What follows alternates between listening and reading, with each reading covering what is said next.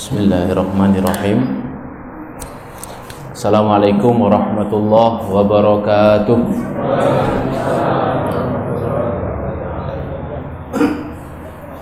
Innal hamdalillah wassalatu wassalamu ala Rasulillah wa ala alihi wa sahbihi wa man wala.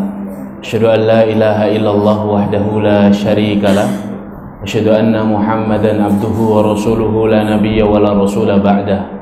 Allahumma la sahla illa ma ja'altahu sahla wa anta in syi'ta taj'alul hazana sahla. Rabbi shrah li sadri wa yassir li amri wahlul 'uqdatam min lisani yafqahu qawli. Allahumma la taj'al musibatana fi dinina wa la taj'alid dunya akbara hammina wa la mablagha ilmina. Allahumma 'allimna ma yanfa'una wanfa'na bima 'allamtana warzuqna ilma wa jannibna ma yadurruna fi dinina wa dunyana ya arhamar rahimin. Amma ba'd. Ma'asyiral muslimin muslimat, bapak, ibu, saudara, saudari, ikhwan, akhwat, solihin, solihat yang dimuliakan Allah Ta'ala. Alhamdulillahirabbil alamin, kita bersyukur kepada Allah pada malam yang penuh barokah ini. Allah memperkenankan kita untuk bisa hadir duduk di salah satu rumah di antara rumah Allah, majelis di antara majelis ilmu.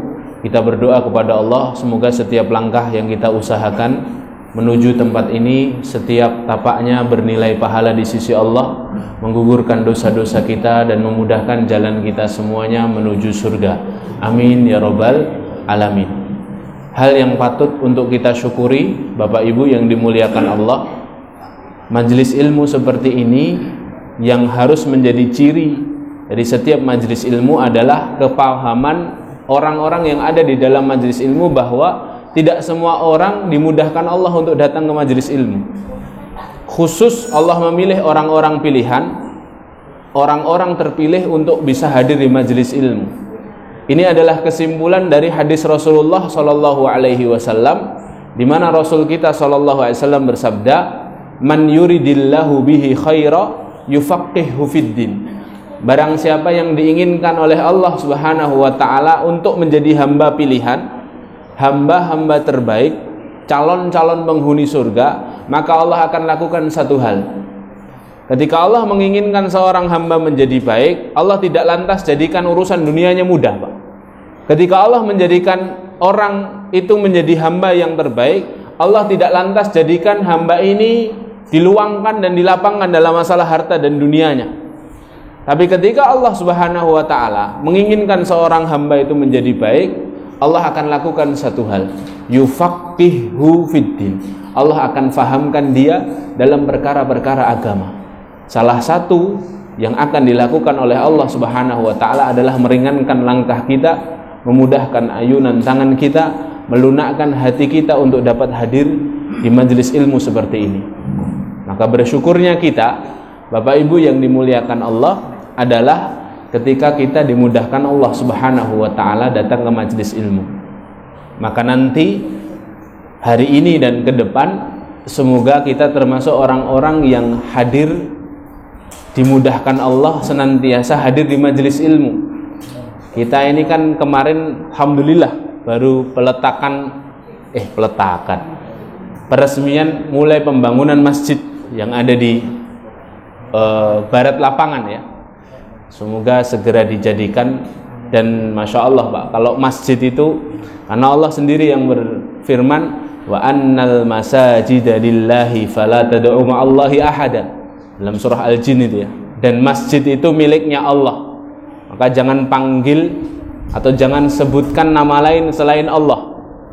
Maka kalau Allah sudah berikrar masjid itu miliknya Allah, semua pembangunan masjid itu insya Allah cepat Pak ya. Insya Allah cepat, dan kita berdoa dan berharap kepada Allah agar pembangunan masjid kita yang ada di barat masjid di barat lapangan dimudahkan dan dilancarkan oleh Allah Subhanahu wa taala, sehingga kedepannya tidak hanya menjadi pusat ibadah tapi juga menjadi pusat ilmu, pusat peradaban, pusat ekonomi, pusat semua hal kegiatannya kaum muslimin, karena kaum muslimin itu tidak bisa jauh-jauh dari masjid ya.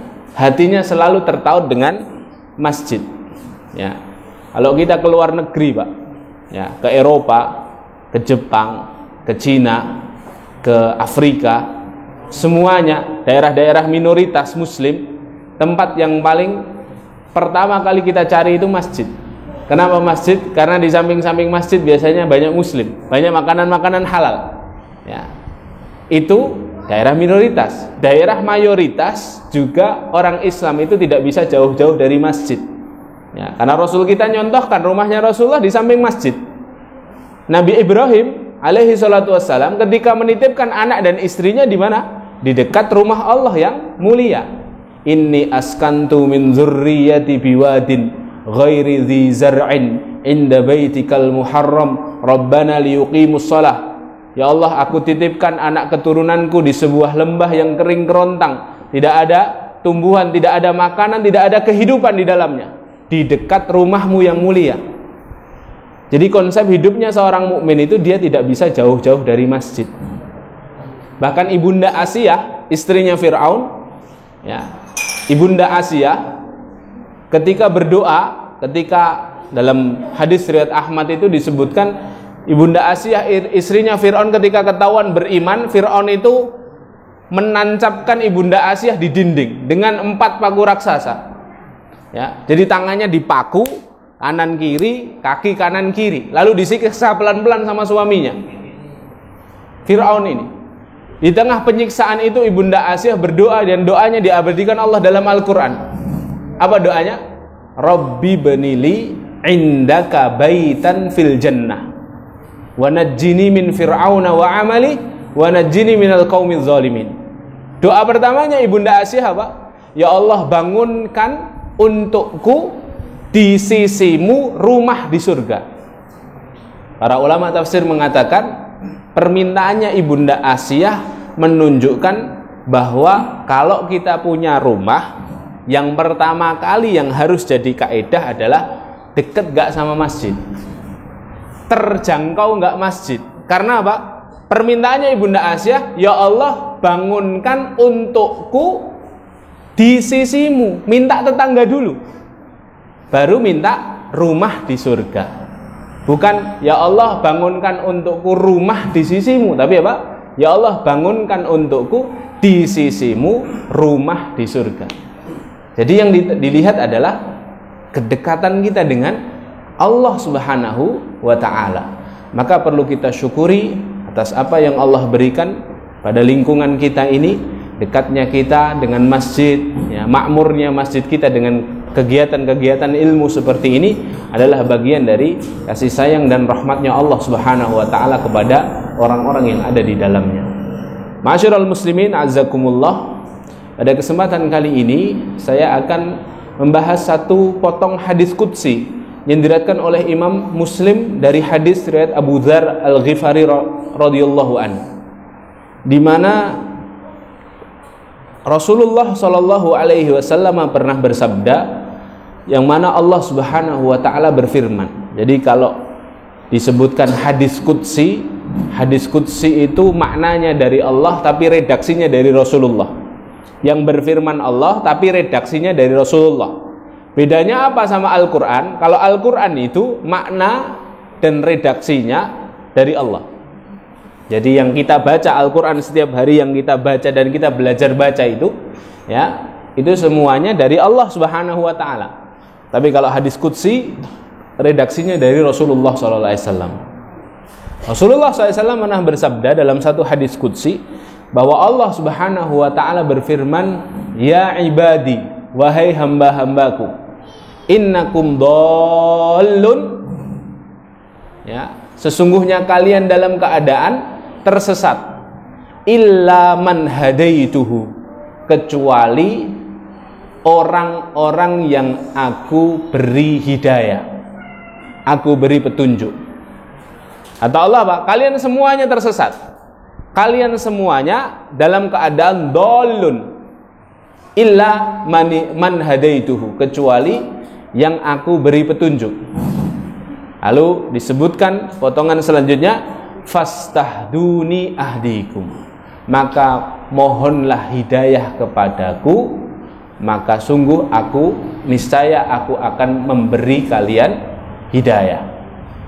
Maka mohonlah petunjuk kepadaku, niscaya aku akan memberi kalian petunjuk. Satu potong hadis qudsi ini memberikan banyak pelajaran kepada kita semuanya, di mana para ulama membahas dan mengulasnya secara panjang lebar. Di antara yang membahas adalah Ibnul Qayyim Al-Jauziyah. Ibnul Qayyim Al-Jauziyah rahimahullahu ta'ala, ketika membahas hadis ini, beliau rahimahullah mengatakan bahwa hadis ini menjelaskan kepada kita bahwa setiap kita ini membutuhkan hidayah. Karena kalau kita tidak dapat hidayah dari Allah, kita dalam keadaan sesat di dunia dan di akhirat. Kalau sesat, tujuan utama kita tidak bisa sampai ke tujuan utama. Apa tujuan utama kita, Pak? Surga. Semua sepakat.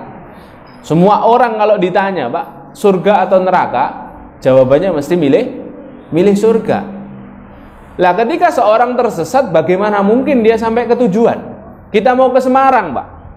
Kita mau ke Semarang, Bu.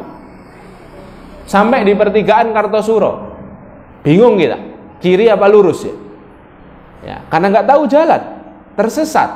Dia nggak bisa baca plang hijau itu. Kalau Semarang ternyata lurus, ya. Sampai akhirnya apa? Dia milih kiri. Sampai nggak kira-kira ke Semarang? Bisa dua kemungkinannya. Ya, bulet-bulet dulu di Jogja, tanya-tanya orang, Semarang mana Pak, Semarang mana Bu, Semarang mana Mbak, ya. Atau dia tetap sampai, ya, tapi dia sudah kehabisan bekal di jalan. Bisa ndak sampai, bisa sampai tapi terlambat. Jangan sampai kita termasuk orang-orang yang tidak sampai pada tujuan, atau kita jangan-jangan menjadi orang yang sampai tapi terlambat karena mampir-mampir dulu ke neraka, wal iyadzubillah. Jangan sampai.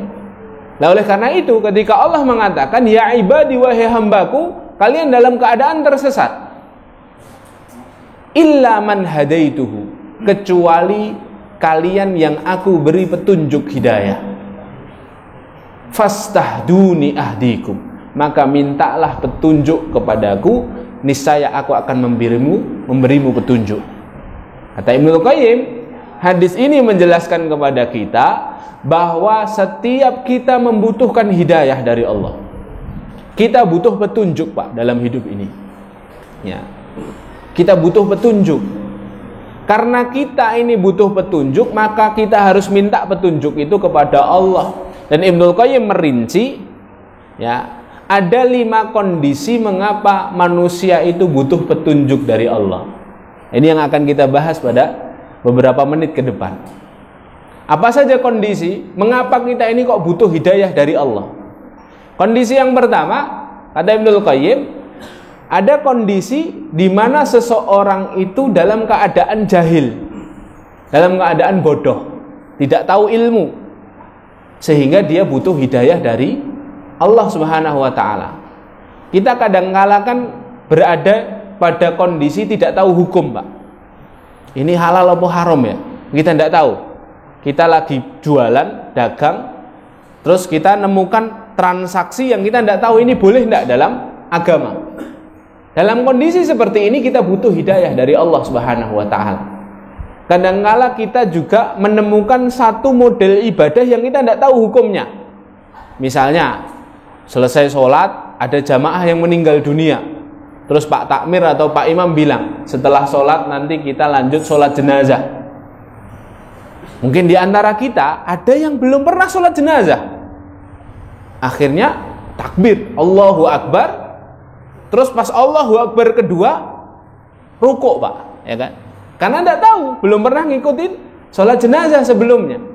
Nah, dalam kondisi seperti ini kita butuh hidayah dari Allah Subhanahu wa ta'ala. Kadang-kala kita ini berada dalam kondisi kita belum tahu ilmunya, dan kita butuh hidayah dari Allah Subhanahu wa ta'ala. Ya. Dan hidayah itu diberikan Allah Subhanahu wa ta'ala sesuai dengan kehendak Allah.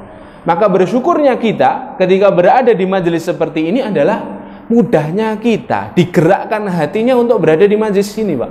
Ini tidak sembarang orang, Pak. Saya katakan bersyukur betul ketika kita sudah sampai duduk di majelis ilmu, itu bersyukur betul. Karena tidak sembarang orang yang Allah mudahkan datang ke majelis ilmu seperti ini. Karena enak di rumah, Pak, daripada di sini itu, Pak. Enak duduk di kursi kita lihat sinetron, Bu. Ya. Sambil nyeruput kopi apa nyeruput teh hangat, makan kacang, tidur. Ya. Daripada duduk di sini, apa faedahnya? Kalau orang tidak dapat hidayah dari Allah. Tapi karena kita ini termasuk orang-orang pilihan Allah sebagaimana yang telah kita buka tadi, ya, Allah mudahkan kita untuk mendapatkan ilmu baru, mendapatkan nasihat baru, mendapatkan kawan baru, mendapatkan orang-orang solih baru, ya, yang bisa kita kenal, dan semoga mereka nanti memberikan syafaat untuk kita di hari ketika kita tidak bisa memohon pertolongan kecuali pertolongannya Allah. Ya. Jadi salah satu enaknya datang ke majelis ilmu itu, Pak, dapat teman baru, Pak. Ya. Makanya saya kalau datang ke majelis ilmu baru ke masjid ini, yang saya pilih itu tempat duduk yang saya belum kenal orangnya, Pak. Jadi selesai saya sholat sunnah, saya tidak datang ke sini karena ini orang kantor saya. Ya, saya datang ke beliau ini, Pak Edi, karena saya belum kenal sama beliau. Agar apa? Agar bertambah kenalan orang solih saya. Karena kita butuh orang-orang solih ini. Salah satunya buat apa?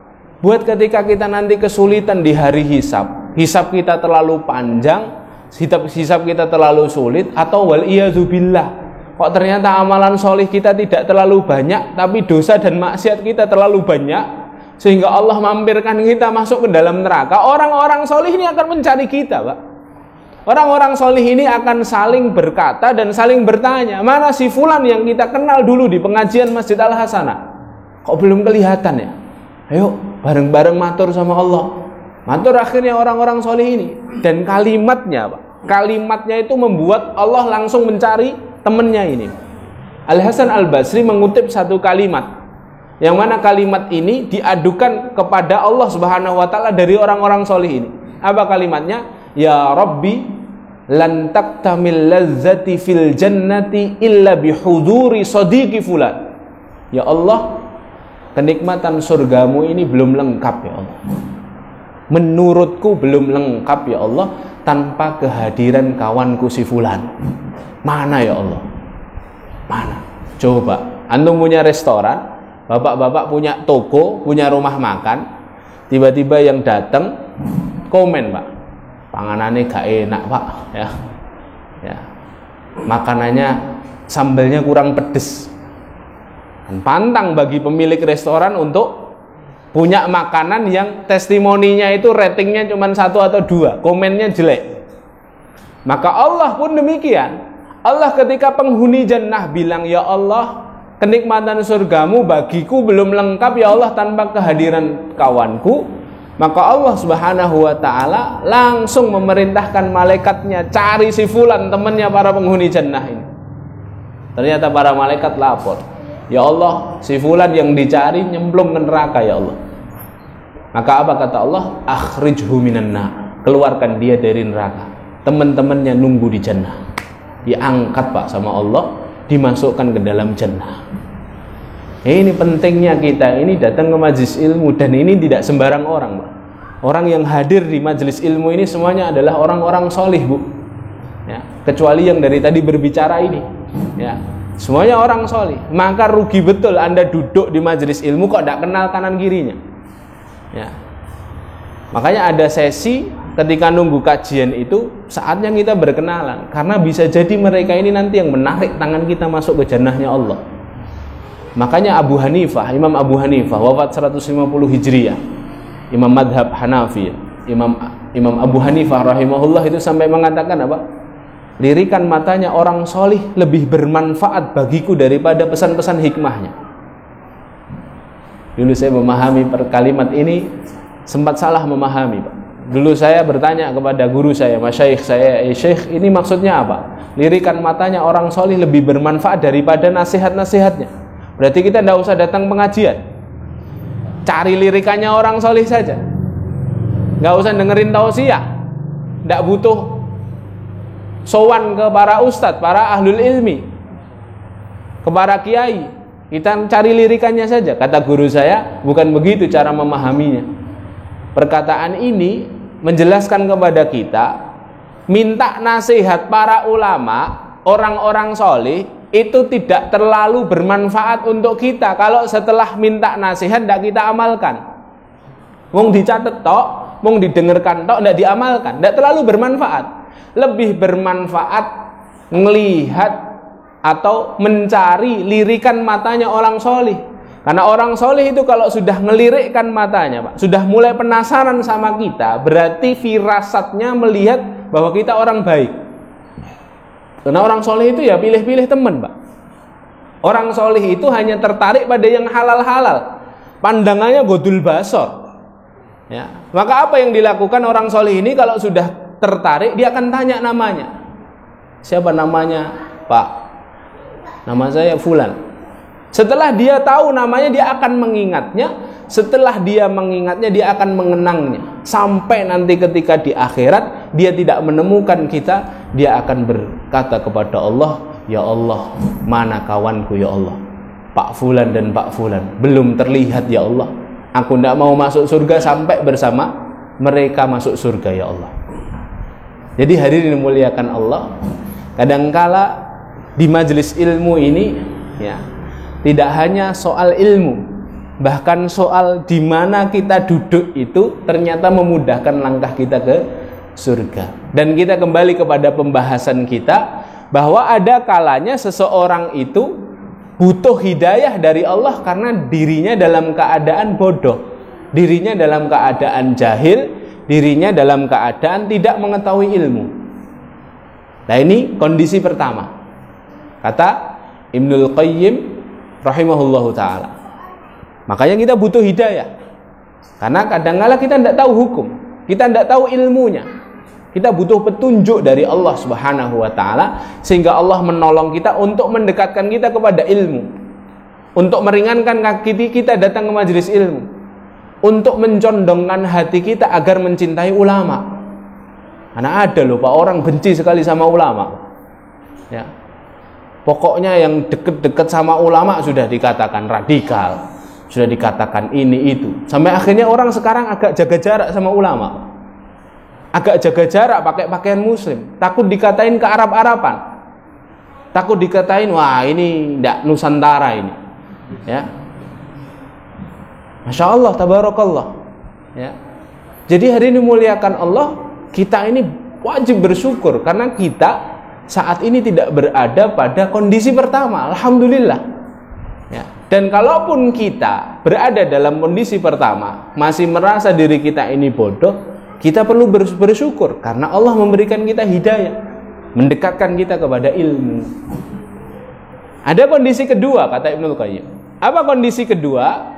Kondisi kedua adalah ada kalanya seseorang itu ya, ada kalanya seseorang itu mengetahui satu ilmu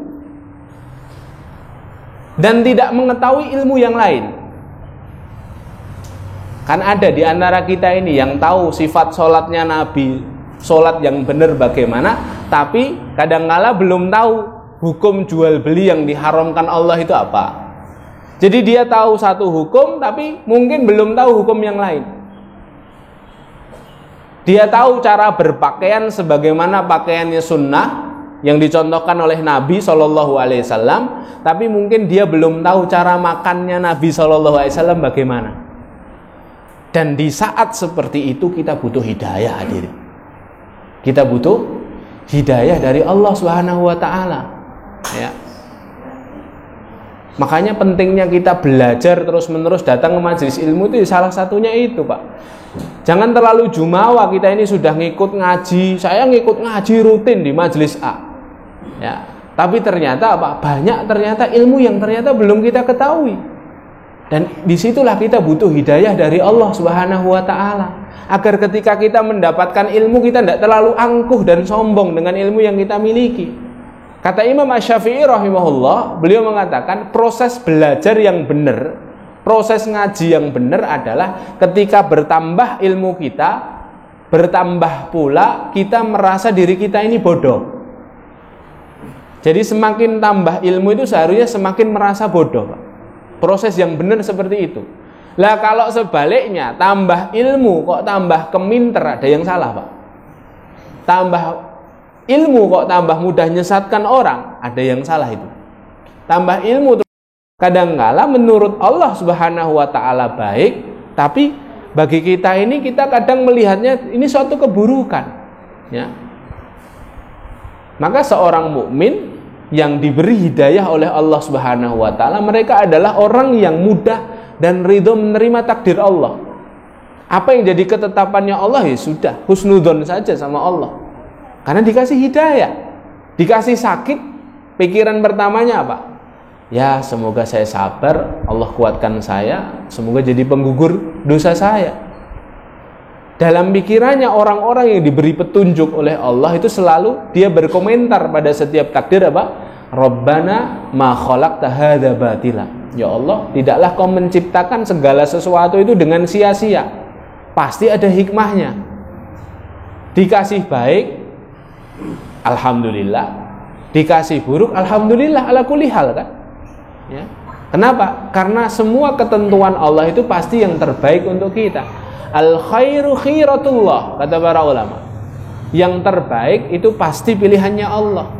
Makanya sahabat Ali itu setiap kali berdoa, beliau berkomentar, ketika aku berdoa, doaku tidak dikabulkan Allah, maka aku senang.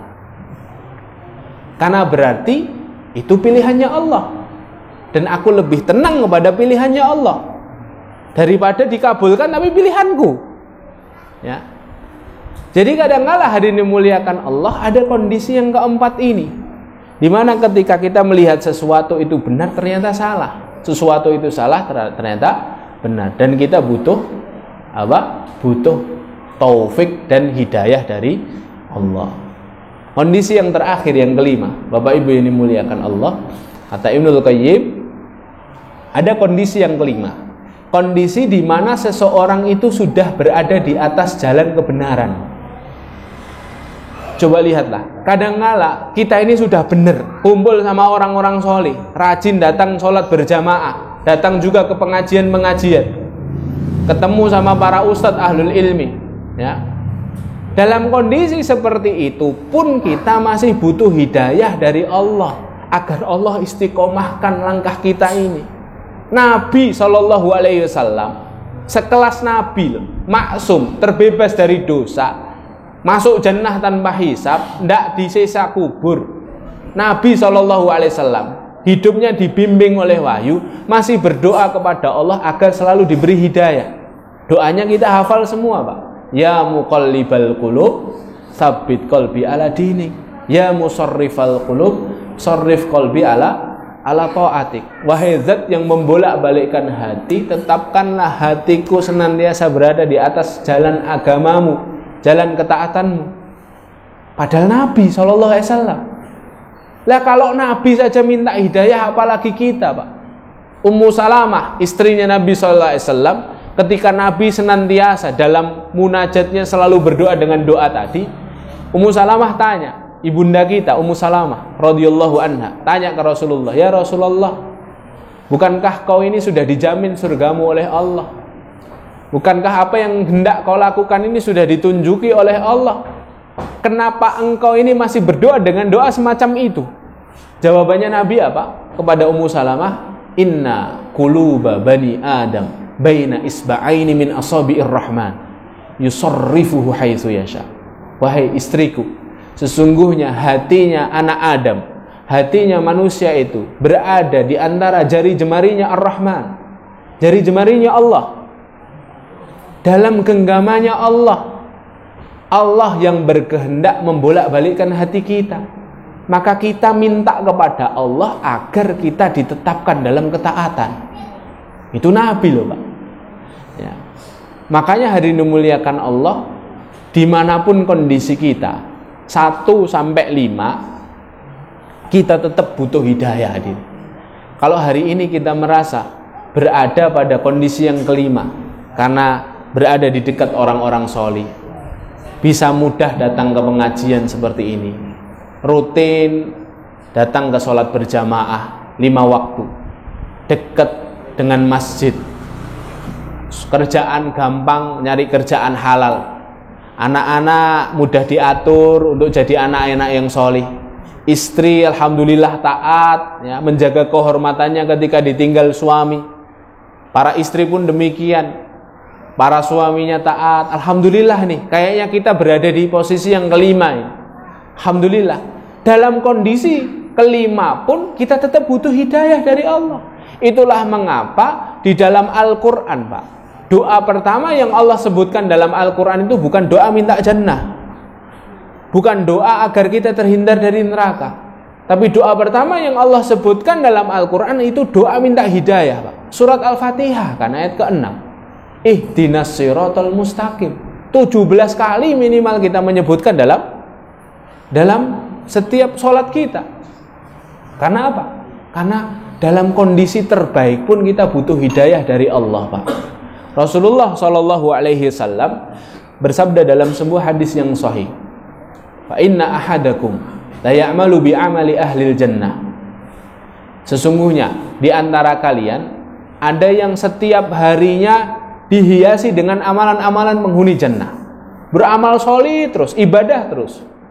Hatta yakuna bainahu wa bainaha illa dhira. Sampai jarak antara dia dengan surga itu tinggal sejengkal, Pak. Jadi dia mati dalam keadaan itu dia masuk jannah. Jaraknya tinggal sejengkal. Fayasbiqu alaihil kitab. Tapi catatan takdir mendahuluinya. Fayamalu bi amali ahlin nar. Dia melakukan satu amalan penduduk neraka, fayadkhulaha. Tidak jadi masuk surga, Pak. Masuk neraka. Ada orang yang seperti ini, Pak. Saking sulitnya menjaga istiqomah, menjaga hidayah yang Allah berikan dalam hidup kita. Kadangkala kita ini penuh dengan amalan soleh, tapi kita tidak pernah tahu akhir hidup kita. Husnul khotimah apa su'ul khotimah?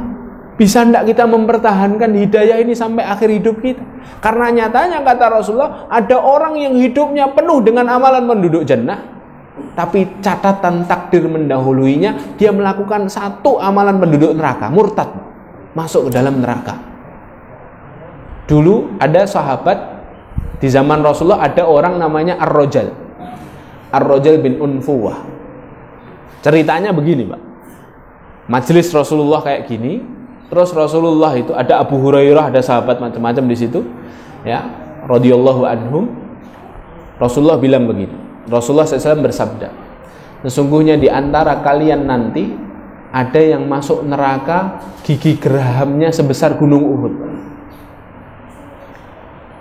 Ada yang masuk neraka gigi gerahamnya sebesar gunung Uhud. Sahabat itu ya macam-macam memahami hadis ini. Ada yang merasa, oh di antara kalian itu termasuk yang gak ikut majelis semua sahabat. Ada sahabat yang sangat peka. Abu Hurairah hadir di majelis itu. Dan Abu Hurairah kondisi ketika duduk di majelis itu adalah sahabat yang dalam tanda kutip terlambat masuk Islam, Pak. Abu Hurairah itu baru masuk Islam 3 tahun sebelum Rasulullah wafat. Jadi merasa setiap apa yang disabdakan Rasulullah itu penting bagi dia. Makanya dicatat. Sama Abu Hurairah perkataan Rasulullah itu menyinggung dia. Menyinggung dalam artian jangan-jangan saya yang masuk neraka. Kata Rasulullah apa? Di antara kalian ada yang masuk neraka. Gigi gerahamnya sebesar gunung Uhud. Apa yang dilakukan Abu Hurairah, Pak? Abu Hurairah mengambil catatannya, menghafal semua nama yang hadir di majelis itu, Pak. Dicatatin sama Abu Hurairah. Fulan, Pak, Fulan, Pak, Fulan, Pak, Fulan. Dicatat semua sama Abu Hurairah. Setelah itu apa? Diperhatikan satu persatu namanya yang hadir di majelis itu. Hari berganti hari, pekan berganti pekan, bulan berganti bulan, tahun berganti tahun. Satu persatu sahabat yang ada di catatannya meninggal dunia, Pak. Meninggal. Ada yang meninggalnya syahid di medan perang, dicoret sama Abu Hurairah. Bukan ini berarti. Ada yang meninggalnya tidak syahid di medan perang, meninggal di atas kasur, tapi apa? Tapi husnul khotimah, habis mengerjakan amalan solih, dicoret sama Abu Hurairah. Dicoret, tinggal sisa 2 nama, Pak. Yang hadir di majlisnya Rasulullah. Rasulullah sudah wafat, tinggal sisa 2 nama. Nama yang hadir di majlis itu tinggal 2. 1 Abu Hurairah, 2 Ar-Rajal hadir. Abu Hurairah minder, Pak. Ar-Rajal itu sahabat pinter, Pak. Hafalannya kuat. Kalau ada majlis Rasulullah, duduk di samping Rasulullah, di dekat Rasulullah. Terus tidak hanya pinter, tidak hanya taat, tidak hanya dia ini dekat sama Rasulullah, tapi sahabat ini juga seorang pendakwah, Pak. Muballigh, influencer, bisa mempengaruhi orang. Abu Hurairah ketika melihat namanya bersanding dengan nama ini langsung minder. Wah, fix iki. Berarti sing mlebu neraka aku iki. Kira-kira begitu. Langsung minder. Wah, betul ini. Jangan-jangan saya yang dikatakan Rasulullah. Ini tidak mungkin, Ar-Rajal tidak mungkin. Ar-Rajal wong pinter, taat, paham agama, muballigh meneh. Ya, pas gak mungkin. Sampai hari ini dimuliakan Allah, di masa Abu Bakar As-Siddiq, khalifah pertama menggantikan Rasulullah radhiyallahu anhu, ya, sahabat Abu Bakar As-Siddiq ini masalah yang beliau hadapi dalam negara Madinah ini masalah yang paling muncul di zamannya Khalifah Abu Bakar, Pak. Banyaknya bermuncul nabi palsu. Di antara nabi palsu yang paling banyak followernya, paling banyak pengikutnya itu namanya Musailamah Al-Kadzdzab. Sebagian mengatakan Musailimah Al-Kadzdzab. Musailamah Al-Kadzdzab ini punya pengikut banyak. Maka Abu Bakar suatu hari memanggil Ar-Rajal tadi, mengutus Ar-Rajal menjadi duta besar Islam untuk mendakwahi pengikutnya Musailamah Al-Kadzdzab agar tobat. Ketika kabar itu tersebar di Madinah bahwa Ar-Rajal jadi duta besarnya Islam mendakwahi si nabi palsu dan para pengikutnya, Abu Hurairah tambah minder, Pak. Aduh, tenan. Lihat, Ar-Rajal saja diutus jadi duta besar Islam. Abu Hurairah tidak ngira, sudah pokoknya hari-harinya itu dipenuhi kekhawatiran. Oh, tenan toh? Ar-Rajal kan, memang dia ini ya sudah ada apa-apanya sama aku ini. Akhirnya betul, Pak. Ar-Rajal diutus, ternyata intelijennya Musailamah ini sudah tahu kabar bahwa yang diutus Abu Bakar adalah Ar-Rajal. Apa kata Musailamah? Ar-Rajal, kawan lamaku, seorang yang cerdas, influencer, pinter ngomong, bisa mempengaruhi banyak orang. Dia harus jadi pengikutku, kata Musailamah. Betul, Ar-Rajal datang, belum sempat dakwah, Pak, langsung dicegat sama Musailamah. Ar-Rajal, kawan lamaku, bagaimana kabarmu? Apa yang kau inginkan? Pertokoan, aku akan beli kamu pertokoan. Wanita-wanita yang cantik sebagai istrimu, aku akan berikan semuanya untukmu. Harta yang berlimpah aku berikan untukmu, tapi syaratnya satu: tinggalkan agamanya, pindah menjadi pengikutku. Ar-Rajal, Pak, ilmunya banyak, Pak. Tergoda dengan tawaran dari Musailamah. Murtad, Pak, Ar-Rajal. Murtad, pindah agama jadi pengikutnya Musailamah. Berita itu sampai ke Madinah, Pak. Abu Bakar As-Siddiq mengucapkan kalimat istirja, inna lillahi wa inna ilaihi raji'un. Siapa yang sangka, Pak? Orang faham agama murtad dari agama Allah karena ditawari dunia. Abu Bakar inna lillahi wa inna ilaihi raji'un, kabarnya sampai ke Abu Hurairah, Pak. Abu Hurairah sujud syukur, Pak. Ya Allah, dicoret nama Abu Hurairah. Ya Allah, jebul sing diomong ke Rasulullah kala itu adalah Rajal. Di antara kalian ada yang masuk neraka, gigi gerahamnya lebih besar daripada gunung Uhud. Jadi, pinter ngomong tapi tidak dapat hidayah. Lah, sehingga kita ini takut sekali, Pak. Kita ini tidak pernah ketemu Rasulullah seperti Ar-Rajal ketemu Rasulullah. Kita ini jarang-jarang ngaji, Pak. Tidak seperti Rajal, setiap majelis ilmunya Rasulullah dia datang. Kita tidak pernah ketemu sama para sahabat. Rajal saja yang kondisinya seperti itu bisa tercabut hidayahnya di akhir hayatnya. Bagaimana dengan kita? Kalau kita hari ini merasa di atas kebenaran, maka tugas kita adalah terus memohon hidayah kepada Allah Subhanahu wa ta'ala. Karena kita tidak pernah tahu, Pak, hidayah ini disampaikan Allah sampai akhir hayat kita atau tidak. Bahkan kata Rasulullah dalam lanjutan hadisnya, fa inna ahadakum la ya'malu bi amali ahlin nar. Ada juga nanti di antara kalian yang hidupnya bertaburan dengan dosa dan maksiat. Amalan penduduk neraka semua sejak kecilnya, Pak. Amalan penduduk neraka terus. Hatta yakuna bainahu wa bainaha illa dhira, sampai jarak antara dirinya dengan neraka itu tinggal 1 jengkal. Kalau mati itu meninggal masuk neraka. Fayasbiqu alaihil kitab. Catatan takdir mendahuluinya. Allah berkehendak lain. Fayamalu bi amali ahlil jannah. Dia melakukan satu saja amalan penduduk jannah, fayadkhulaha. Meninggal dia dalam keadaan itu, dia masuk jannah. Ada juga yang begini. Siapa yang tidak kenal sahabat Al-Usairim? Pernah dengar, Pak? Ada nama sahabat Al-Usairim. Ini nama julukan. Ya. Karena dia ini dikenal jago perang, Pak. Al-Usairim. Dari kata soarim, pedang yang terhunus. Ya. Al-Usairim ini dikenal, dia ini jagalnya orang-orang beriman. Karena sangat benci sama orang beriman. Di tahun 3 Hijriah, gak tahu gimana ceritanya, dia ini mungkin bosen bunuhin orang, Pak. Datang ke Rasulullah ke Madinah. Terus bersyahadat di hadapan Rasulullah. Ya Rasulullah, aku menerima iman, aku menerima agamamu, aku beriman kepada Allah dan Rasulnya. Akhirnya, apa yang harus aku lakukan ya Rasulullah? Kata Rasulullah apa? Syahadat. Dituntun syahadat. Selesai syahadat, Usairim tanya ke Rasulullah, ya Rasulullah, apa yang aku lakukan? Sholat? Kata Rasulullah, jangan sholat dulu. Sedekah? Jangan sedekah dulu. Lalu apa yang harus aku lakukan setelah syahadat ya Rasulullah? Bantu itu para sahabat, kaum muslimin berperang melawan orang-orang kafir Quraisy. Perang Uhud, Pak, 3 Hijriah. Usairim berangkat, Pak, melawan orang-orang kafir. Syahid dan gugur dia di medan jihad sebelum dia sholat untuk pertama kalinya.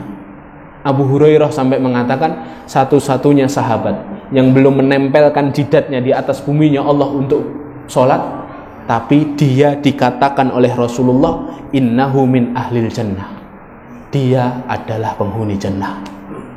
Tidak tahu, Pak, akhir hidup kita pun tidak boleh menghakimi orang yang mungkin masih jauh dari hidayah, kita katakan dia ini kayaknya tidak pantas masuk jannah. Kita loh, Pak, belum tentu masuk jannah. Maka hidayah yang Allah berikan dalam kehidupan kita ini, mari sama-sama kita rawat, sama-sama kita jaga. Di antara cara menjaganya adalah dengan mendekatkan diri kita kepada ilmu. Karena ilmu dan iman ini berjalan beriringan, Pak. Allah Subhanahu wa taala berfirman dalam surah Al-Anfal ayat kedua, innamal mu'minuna alladzina idza dzukirallah wajilat qulubuhum wa idza tuliyat alaihim zadatuhum imana. Orang-orang yang beriman ketika disebutkan nama Allah, ya, bergetar hatinya. Ketika dibacakan ayat Allah, di mana dibacakan ayat Allah? Di majelis ilmu.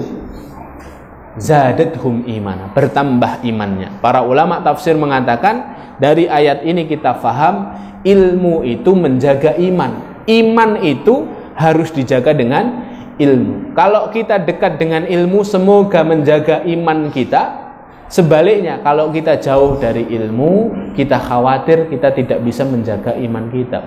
Kenapa ilmu itu menjaga iman? Karena dengan ilmu kita mendapatkan kabar-kabar akhirat. Dengan ilmu kita jadi kenal siapa Rasul kita. Dengan ilmu kita tahu indahnya surga.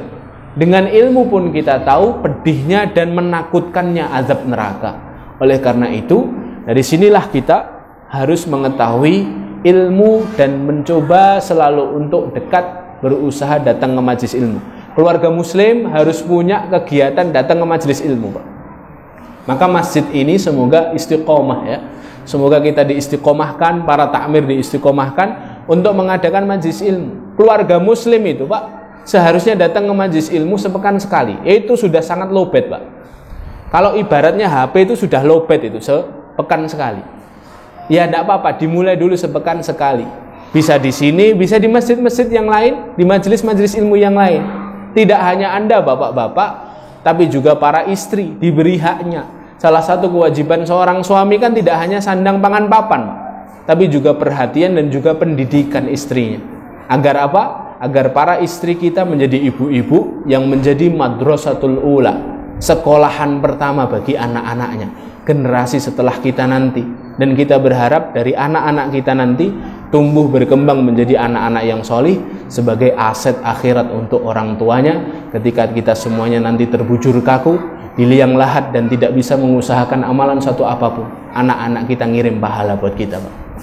Doakan ampunan buat kita, menjadi penolong nanti di akhirat ketika kita kesulitan menghadapi hari hisab. Barakallahu fikum.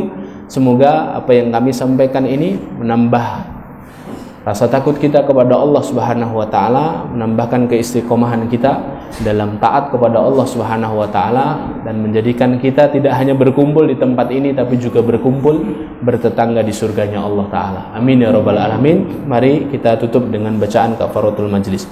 Subhanakallahumma bihamdika asyhadu an la ilaha illa anta astaghfiruka wa atubu ilaik. Assalamualaikum warahmatullahi wabarakatuh.